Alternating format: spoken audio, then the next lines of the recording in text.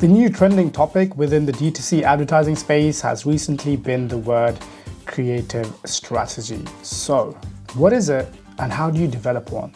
That is the topic of today's video.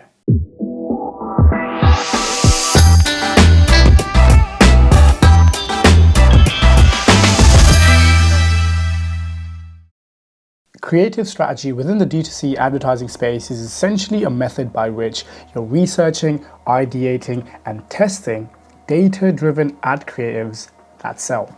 It's the infusion of data and creatives that makes all the difference. Which then begs the question of, how do you develop a creative strategy process? Well, having been done creative strategy for over a year now, literally even before the word creative strategy existed, I have gone through a journey of developing my own processes and methodologies to strategize creatives for brands that help them scale. And I thought, you know what?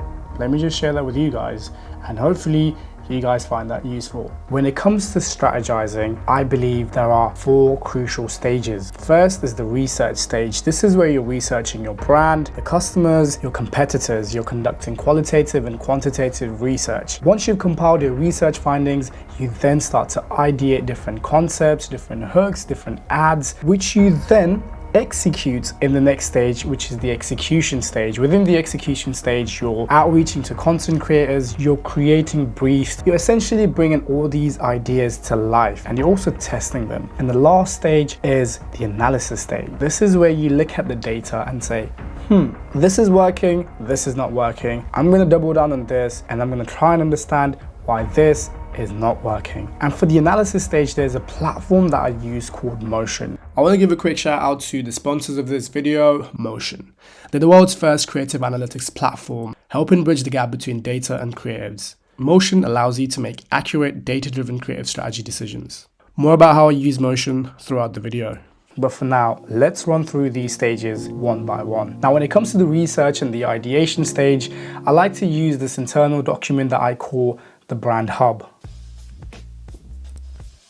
Now, there's no particular reason why I call it the brand hub. I just named it brand hub because I like the name, but you can call it whatever. And I use this document to compile all my research findings and my ideas. So let's jump onto the laptop and I'll quickly run you guys through this document. Now, the first tab of this document is essentially the brand overview. This is where you've got all of the information about the brand at a glance. Now, here's a couple of things that saves me a lot of time. First is attaching social media links to this document. Now, every time I want to go onto the brand's TikTok page, Instagram page, I'm not wasting time on the actual platform. I'm able to do that directly via the links on here. Another important link is the branding guidelines link. You know, the branding guidelines is an important document. So instead of having to find this document on Google Drive, on Dropbox, I like to link it here so I'm easily able to access this. Within the brand assets link, I like to dump all the logos, all the fonts, all of the assets relating to the brand. And then the creatives folder link is where all the creatives live. Essentially, I use this as the go-to place when I want to find information about the brand. Now, starting off the research stage, I really like to understand what it is that I'm trying to sell way before I'm even trying to ideate ads. Especially if it's a brand that's got multiple SKUs, you want to look at the top 3 to 5 different products. Now, you want to get this information from Shopify or GA. Don't be guessing this and double down on those products. Another important metric that I like to focus on is the average order value of a SKU, because advertising products with a high AOV is a good way to offset high CPMs that you find on Facebook and even low conversion rates on your website. And I've also attached brief descriptions of what each column means so you can get a gist of what it is that you're trying to find when you're conducting research. And then we move on to the ad account. We're now looking at previous data from the ad account. And I like to focus on 4 different ads with 4 specific metrics. We want to look at the ad with the highest attention rate so we know what hook or what hooks have been working in the ad account. We want to look at the video with the highest retention rate so we know what sort of messaging is resonating with the audience the best. The ad with the highest click-through rate so we know what CTAs are working within the ad account. And the one with the highest purchases, because that truly is the ad that's winning. And then we're looking at the landing pages to diagnose the complete customer journey. I like to use Motion when I'm conducting this part of the research. So I am currently in Motion at the moment, and what I'm about to show you guys is just the tip of the iceberg in regards to what this platform is capable of.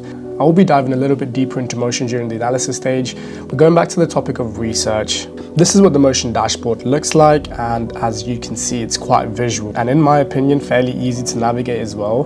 One of Motion's onboarding specialists helped us set some of these reports up, and personally I hate going onto the ads manager, and the fact that Motion is super visual just makes the whole creative strategy process a lot more entertaining for me. I'm in the top creatives report, and this is a group report, as in it will pull together ads with the same post ID or the same name. But yeah, with the click of a button, I'm able to find specific ads with specific metrics. And I'm also able to quickly take a look at the creatives straight from the dashboard. And once I've gone through the creatives, I then move on to my sheet to jot down my research findings. In this sheet, I'm putting down my own internal thoughts, my internal comments as to why I think certain elements within a creative is working and why certain elements within a specific creative is not working. This is essentially a place where you're jotting down your thoughts. So up until this point, we've done quantitative research. This is where your qualitative research starts. We then move on to the competitor list. I like to look at the top 10 direct and indirect competitors. And here's why I like to look at both direct and indirect competitors.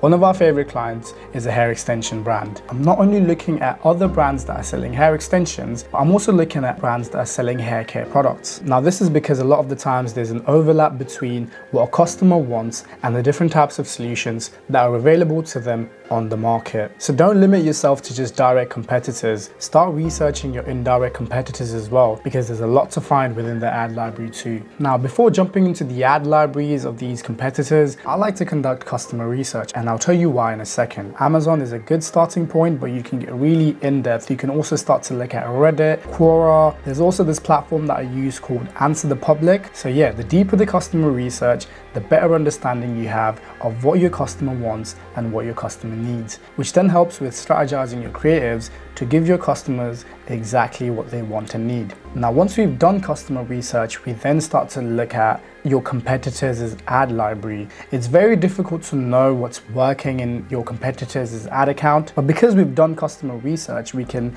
now start to identify customer language patterns within your competitors' ad library. Here's what I mean by that. So let's take the example of the hair extension brand. Now, it's a lot of work to focus on every single competitor. So I like to dive deep into the ad library of the top 3 competitors, but how do I know which competitor is doing well? Well, the first variable that I'm looking at is the number of ads. So if a competitor is running a large number of ads, there's a highly likely chance that they're spending a lot of money behind advertising on these social media platforms. And then the second thing comes from my customer research. For example, I saw a lot of customers talk about using hair extensions to cover up thin hair, hair loss, etc. Now, when I'm looking at the competitor ad library, if I see a competitor that's addressing these specific topics of thin hair, hair loss, I can then sort of guess that that competitor has done customer research too. And if they've done customer research, they probably have some sort of a strategy going on, and that gives me a reason to double down on that competitor. And another thing that I like to look at is the longest running ad within a competitor's ad library. But this comes with a caveat, because sometimes I've seen some of the longest running ads and it literally makes no sense to me, and I'm like, why are they even running this as an ad? So when you're trying to narrow down your top 3 competitors, look at these 3 variables: the number of ads that they're running, recognize patterns of customer pain points being addressed within their ads, and the longest running ad. Now, once I've done this, I also then like to look at the competitors' top SKUs or top products. And this is to give me a holistic view of not only the different types of ads that they're running, but also the different types of products that they're selling. Another thing that I really like to focus on is the competitors' landing pages. And this is because I want to see where our competitors are taking their audiences to. And I genuinely feel like a lot of brands take landing pages too lightly. Like, imagine you've got this ad with amazing attention rate, amazing click-through rate, but if your website is not converting, then you've literally wasted money. and you haven't been able to get your audience to take the action that you want them to take, which is purchase. So it's not just the ads that you strategize, you're also strategizing on landing pages. So I want to turn these research findings into concepts, into ideas. And this is where creativity comes into play. You've seen your top products, you've seen your best performing ads, you've done customer research, and you've looked at your competitors. Now, based off of all of this research, you want to develop hypotheses. Now, within this sheet, you can see a quick definition of what a creative concept is. Now, one important thing for me me personally is keeping the concept name as short as possible, because I'm going to use the concept name within my ad naming convention. And then I'm also looking at ad scripts. This is where I feel like every creative strategist should learn about copywriting. Copywriting and ad scripting really go hand in hand. And the book I would recommend is by David Ogilvy, which is Ogilvy on Advertising. Another book that I'm currently reading is this book called How to Write a Good Advertisement by Victor. You know, those books are some of my go-to resources when it comes to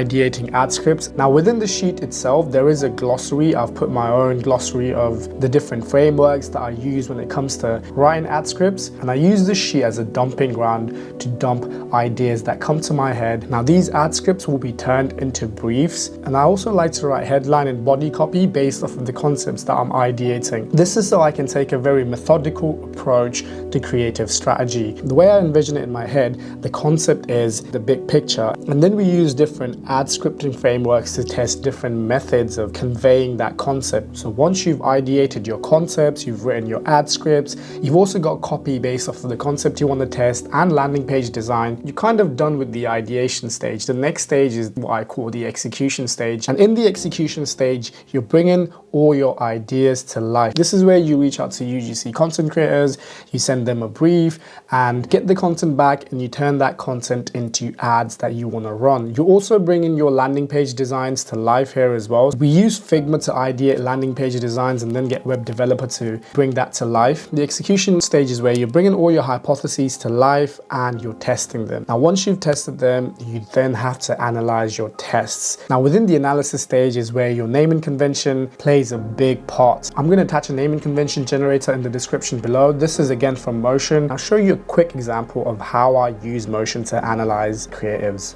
Now, when it comes to the analysis stage, I'm analyzing not only the creatives, but I'm also analyzing the concepts, the frameworks we're testing, and also the landing pages. And this is where your naming convention becomes really important. Now, our internal naming convention is heavily reliant on our creative strategy. And within our naming convention, we have our concepts that we're testing, the framework, and also the landing pages that we're running traffic to. Now, we've made some custom reports based off of our naming convention. And using these reports, I can take a more data-driven approach to not only the creatives, but also the concepts, the frameworks, and the landing pages I want to test in an ad account. And also internally, I conduct bi-weekly meetings with the team. One of the meetings is called a retro meeting, where we look at the analysis data and figure out what's been working in the ad account and what's not. And then we have an ideation meeting where we take all of the analysis data and figure out whether to do new creative tests or iteration tests. And this process we rinse and repeat. And having said all of the above, there have been moments where I have tested complete random stuff, breaking free from all the structures, and surprisingly, you know, some of the times, not always, but some of the times, some of those random ideas have really crushed it within an ad account. And I guess a part of our jobs as creative strategists is to find that balance between random creative ideas and a more methodical, structured approach. And that, my friend, is my four-stage creative strategy process. If you're a brand that needs help with creative strategy and truly want to unlock the power of creatives to scale your account, we have 2 slots left this year for onboarding clients. So don't miss that opportunity and get in touch with us today. People that watch my videos up until this point, welcome back. I've ordered some sushi from Wasabi. If you love sushi, show it some love in the comment section below. Feel free to hit that like button and click on that subscribe button too. And I'm gonna catch you on the other side. Peace.